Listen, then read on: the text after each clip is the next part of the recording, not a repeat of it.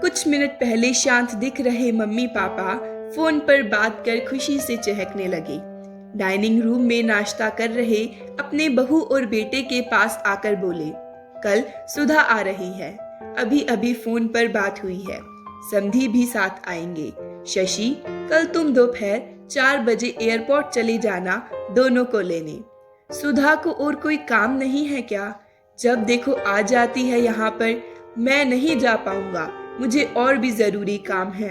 क्या वह टैक्सी करके नहीं आ सकती? शशि गुस्साई आवाज में बोला।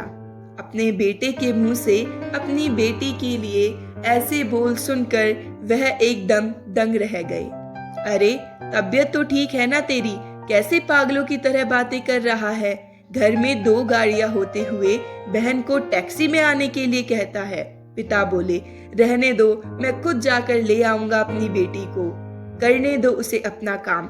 अभी सुधा का बाप जिंदा है और मैं नहीं चाहता कि मेरी बेटी को उसके ससुराल वालों से ताने सुनने पड़े कि एकलौती बेटी होते हुए भी उसे लेने गाड़ी नहीं भेजी, उसके स्वागत में कोई कमी रह गई। पापा ने अपने बेटे को नाराजगी जताते हुए कहा, आप दोनों समझते नहीं हो मम्मी पापा।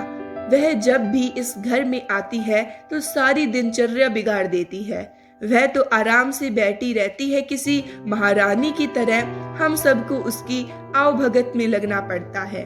मेरी पत्नी का तो पूरा दिन ही दीदी और जीजाजी के आगे पीछे उनकी ऑर्डर पूरे करते हुए निकल जाता है। गुस्से से शशि बोला, आज क्या हो गया है तुझे? कैसी बहकी बहकी बातें कर रहा है? बहन है तेरी, अब क्या है उसका इस घर में? शादी में दे दिया था ना हमने जितना देना था, फिर क्यों चली आती है बार बार यहाँ और हर बार बैग भर भर कर लेकर जाती है? वह अलग।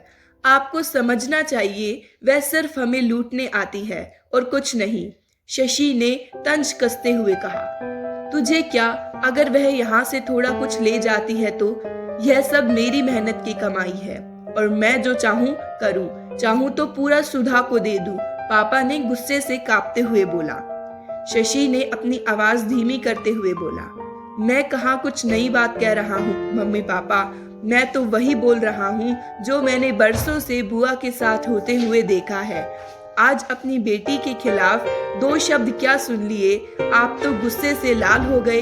जरा सोचिए, जब आप बुआ के साथ ऐसा व्यवहार करते थे तब दादी को कैसा लगता होगा। बुआ जो हम पर इतनी जान छिड़कती है, आपने कभी उनके और उनके ससुराल वालों के मान सम्मान के बारे में परवाह नहीं की।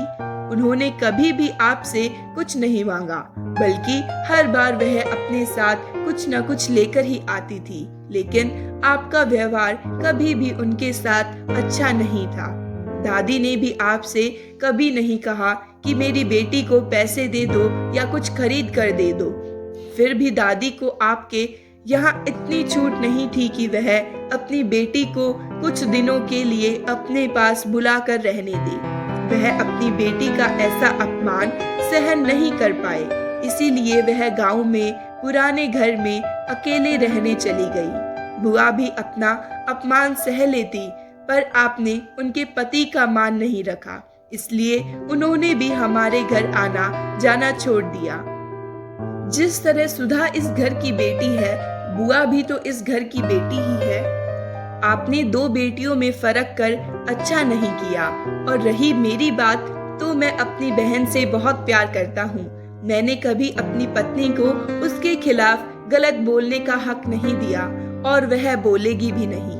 मैं खुद जाकर उसे लेकर आऊंगा, क्योंकि मुझे मेरी बहन पर गर्व है और अपने अच्छे भाई होने पर भी। हो सके तो मेरे इन कटु शब्दों के लिए मुझे माफ कर देना।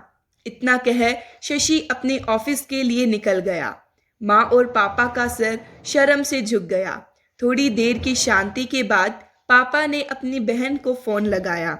बहन के फोन उठाते ही वह फूट फूट कर रो पड़े और बोले, दीदी हमें माफ कर दीजिए, हमने इतने साल आपके साथ जो दुर्व्यवहार किया उसके लिए हम सच में शर्मिंदा हैं। दीदी आपकी बहुत याद आ रही है। आप अपने घर आ जाइए हमसे मिलने। अगर आप कहें तो मैं आ जाता हूँ आपको लेने। दूसरी तरफ दीदी भी रो रही थी।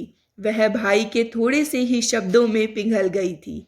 वह बोली, मैं तुमसे नाराज नहीं हूँ भैया, मैं जीजा जी को सारी बात बताकर जरूर आऊंगी।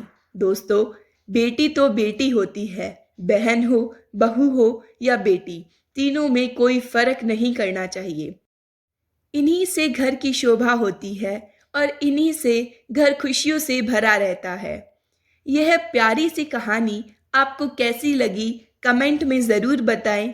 वीडियो को लाइक करें, चैनल को सब्सक्राइब करना ना भूलें और मुझे सपोर्ट करें।